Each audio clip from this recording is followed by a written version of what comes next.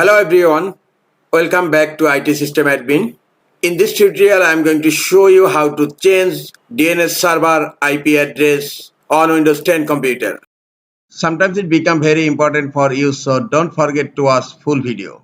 Using Google public DNS with IP addresses 8.8.8.8 and 8.8.4.4 can improve your online browsing experience by potentially offering faster speed and enhanced security. Now I am going to show you how to change DNS IP address. Go to search. In search type control panel. Click on control panel. Click on network and internet. And then click on network and sharing center. Click on change adapter settings. This one is my Wi-Fi network adapter. Right click on the adapter and click on properties. Select internet protocol version 4 TCP IP v4 and then click on properties.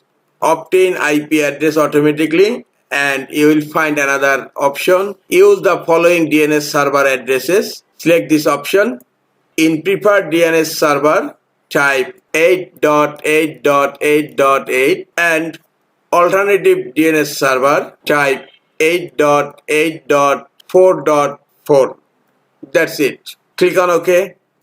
Click on close.